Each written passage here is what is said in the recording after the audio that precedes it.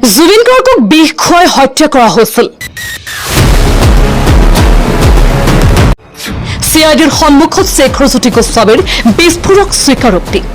Manager সিদ্ধাৰ্থৰ বিৰুদ্ধে বিস্ফোৰক ভাষ্য শেখৰৰ। কিন্তু কিয় বিষ খুৱাই হত্যা কৰিবলগীয়া হৈছিল জুবিন গাৰ্গক? জুবিনক হত্যাৰ আঁৰৰ ৰহস্য কি? cidৰ সন্মুখত শেখৰ জ্যোতি গোস্বামীয়ে বিস্ফোৰক স্বীকাৰোক্তি। সিদ্ধাৰ্থ শৰ্মাৰ বিৰুদ্ধে বিস্ফোৰক ভাষ্য শেখৰৰ। জুবিন গাৰ্গক সিদ্ধাৰ্থ শৰ্মাই বিষ পান কৰোৱাই হত্যাৰ অভিযোগ। কিন্তু সহজ সৰল জুবিনক বিদেশৰ মাটিত হত্যাৰ কাৰণ কি? যদি জুবিনক হত্যা কৰা হৈছিল তেন্তে শেখৰে কিয় জড়িত নাছিল জুবিনৰ পৰিয়ালৰ? নে বাছা বাছা নেতা মন্ত্ৰী তাৰ লগত জড়িত আছে নেকি? চিআৰডি তদন্তত সকলো কথা ওলাই আহিবনে?